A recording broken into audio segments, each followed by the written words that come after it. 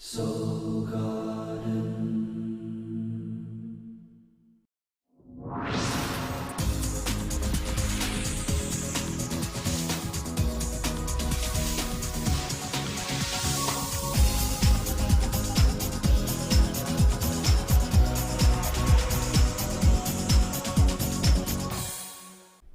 Hello, Your Royal Majesty, and welcome back to Soul Horoscopes Weekly Update from my webcam to yours. I'm Christopher Witecki, your host to the universe. And I have a couple announcements. For one, if you're not in the Guardian Agency, well, you can sign up for just 30 days to get through this last test of Saturn and Libra. Whether it's text message or email, I will coach you for 30 straight days for a low price, and you don't have to sign up for a subscription. Now, if you are in the Guardian Agency, well, I've got you covered already. I'll be coaching you every day as I always do, but just want to offer this as one extra advantage. Plus, if you're trying to kickstart the inner prince or princess, Nikki Bright, she's a Virgo, she's a healer, and she's an expert at creative heart chakra. So this is on Thursday. If you want to take a creative class with me, I'll be in it. Or there's one on Sunday as well. Check it out at soulmart.me. Well, we are going to go through 2 states of awareness this week. It's been a bumpy road, and I got to say, the traffic is not going to let up. The planets are pushing forward to shift into the age of Aquarius, or at least the next round, the next spiritual level. Everyone's feeling it. Lots of ascension sickness, lots of nausea, and we're just getting started, really. Now, we are wrapping up first this week, the Sun in Virgo, which is the IB state of awareness, what is most real. For Leos, what is most real is what they own. Yeah, they really are kind of practical when it comes to that. Virgo consciousness rules your soul capital. And so you are working on your soul capital, your productivity, and your ability to manifest abundance this month.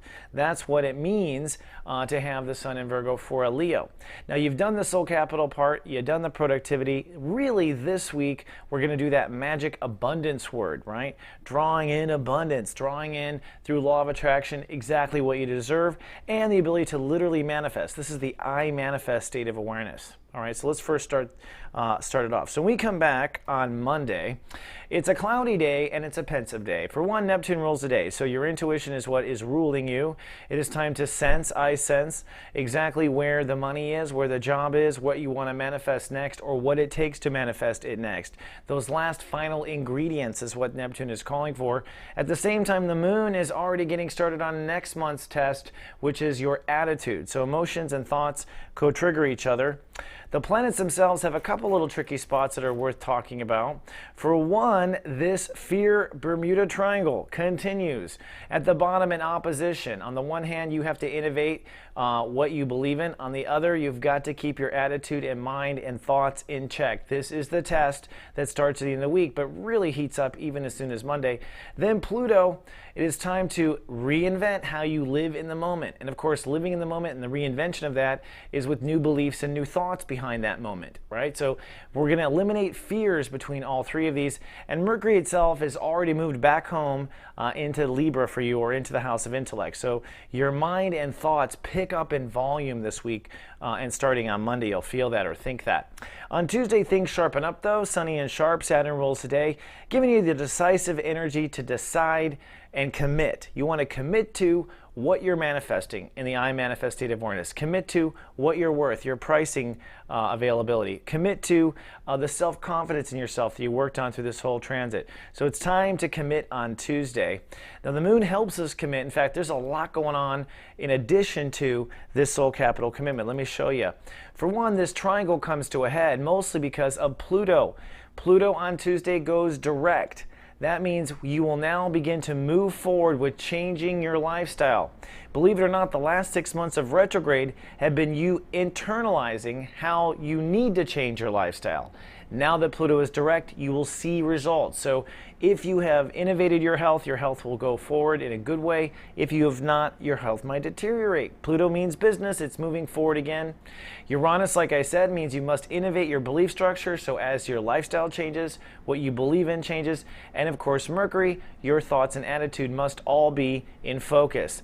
But even more powerfully today is the moon crossing Saturn. Let's take a closer look. The moon in Libra is next month's topic or next week's topic, where it's about managing your thoughts and your attitude. But as the moon approaches Saturn, you're going to really have to get your feelings behind your thoughts. And if your feelings are wanting to feel secure and your mind isn't, this is where you are seeing how much work you have ahead of you in the next month.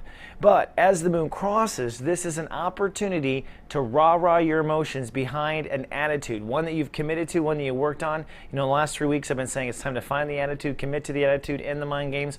Well, now emotions carry through. So if it's an okay day on Tuesday, you don't have a whole lot of work with the sun in Libra.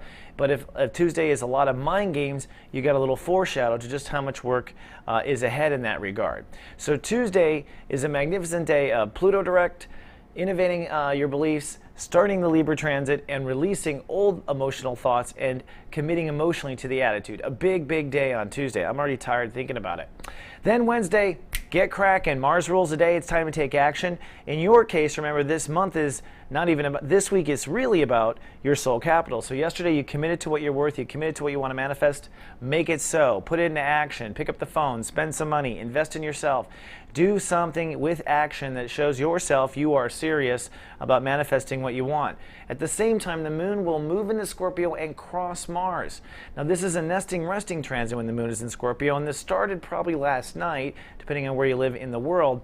But not only is the day ruled by Mars, wanting to push forward, but your emotions are wanting to feel secure. If you don't take action for that security, it could cause anxiety. That's what I'm getting to. Adding to the fuel, the moon itself will cross Mars. So it's a Mars rule day, and the moon crosses actual Mars. This is how the universe works in crazy synchronicity, especially as we wrap up transits. Well, that means you're going to feel this burst of energy. Now, that is best suited to take action on what you're worth and start manifesting what you want. But if you have not acted on releasing emotional pain or not acted on the mind game thing, if you've been letting anxiety build, this could be a popping day where you pop and something breaks. So be careful. We're talking about Mars. People can get injured at times when they're not paying attention. Then on Thursday, we're going to squat and hold space. The moon will pull into nesting and resting, so you definitely need to recharge emotions if you didn't yesterday, if the anxiety got to you the day before. As the day progresses, the moon shifts into Sag, so your inner child will start to awaken as the day moves on. But the karma or the lesson of the day is to squat. In other words, when it comes to what you're manifesting, don't change anything, don't change your plans, don't pass go, do not collect $200, do not go to jail. You just want to squat on this new value, squat on the manifestation. If you're going after a job or trying to get something from someone else, don't call them, squat. That's what it's about. Mother Earth rules, Mother Earth adds gravity, and that's what you do on this sort of day. Alrighty, then we get to Friday. Now, Friday could be some temper tantrums. Lots of reasons why. One, it's the last day of Virgo. So the 20th degree is the tested degree, where the universe or the devil tempts you back. Where are you tempted back to? The old self-esteem, the lack of self-confidence, etc. So let's say you were waiting to hear on a job. You probably won't hear Friday, because Friday is a test of your faith, a test of what you're actually worth. They'll wait to call you till Monday. So don't take it personally, Your Majesty. Now, the reason why you tend to want to take it personally is because of the placement of the moon. The moon is deep in the Sagittarius, so your inner prince or inner princess is online, which means you're feeling vulnerable, you're childlike, you want to play, but maybe the details of life aren't allowing you to because of what's going on. In addition, there is literally a tug-of-war for a few hours between your inner child and your social obligations. So part of you wants to go be famous, part of you wants to go play, you know. This is going to pull you back and forth. Really, I think it's your inner child that means most, the moon up there at the top. But Venus in Leo is really what saves the day. If you find yourself really having a temper tantrum, then I would recommend you need to go to church. And you'll go to churches, stand in a mirror and talk to yourself about how fabulous you are and start recycling that I love me energy back into yourself, which is what Leos do. You don't need an audience for this except yourself. If you try to get an audience, you let yourself down. Everyone's got their own karma today, Your Majesty. You got to feel your own fire. So go to church as Venus trining up to the moon if you get stuck on Friday. Then on Saturn Day, 0 degrees, 0 means 0. You know, that's the no man's land between two states of awareness. We are officially changing lessons on this day. So hopefully you graduated, you own your soul capital, and let's get to the mind games. Cloudy and hyper aware is the day. And as you know, the sun in Libra means you're going to be focusing on your attitude. Now, we got some things to help you. One, Carolyn Nagel's videos will be out, the Moon Goddess Monthly. So look up your moon sign and buy one. They're affordable and they're downloadable and they last a month. Or if you don't know your moon sign, text Moon Goddess to 96362, and our staff will get back to you in a couple of days with what your moon sign is and your date of birth once you give it to us. So just want to put that out there. On Saturday, it is the official transition day.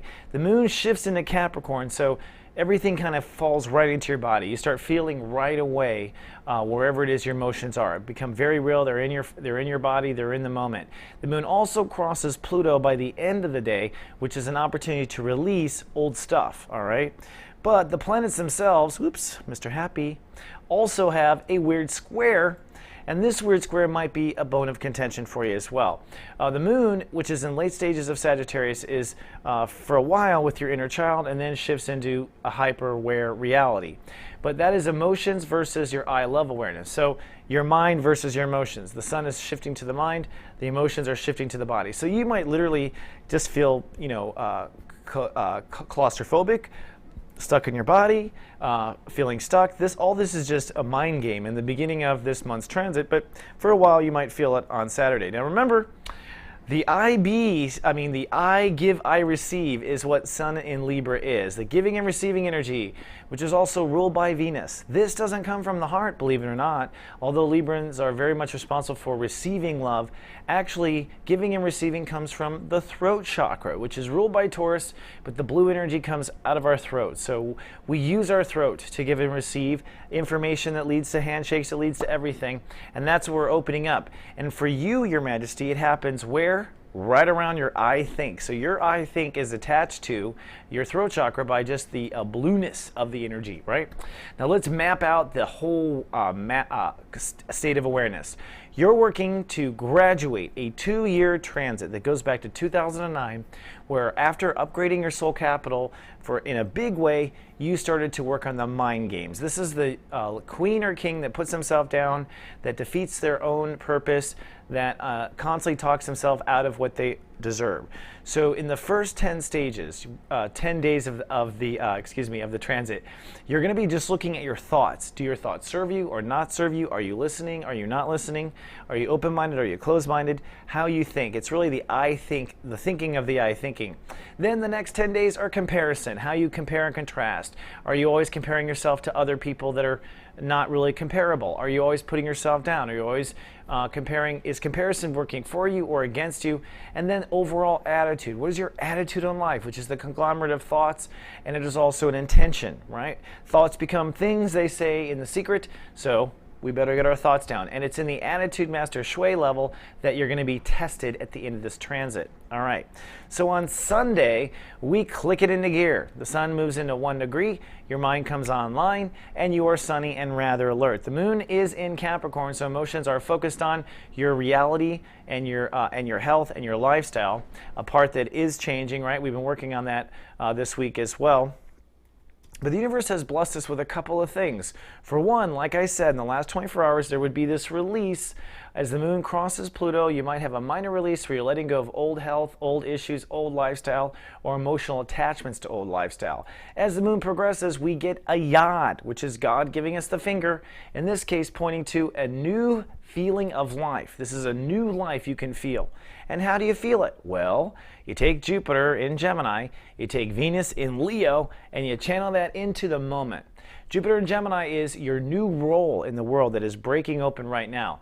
Venus in Leo is how fabulous you are and how much you should and do love yourself. So take your ego and your self-love and take the role you play in Earth and just channel it into the moment. This will feel like a new day. This will feel like a new attitude. And this new day, new attitude with Pluto moving direct is going to help you keep on top of your mind and your overall intellectual attitude, which is what the challenge begins now with the Sun in Libra. All right, wow, say that in one mouthful, my goodness. All right, Your Majesty, that is all I have for today and this 7-day forecast. Don't forget, we've got free office hours all week long if you don't have money. We've got GA to help you for 30 days or GA to help you for a year. We've got the Moon Goddess videos. We've got a creative transit, creativity summit going on with Nikki Bright. We got so much to help you out. So it's time to step up and be your best right now, Your Majesty. Until next week, live, love, be.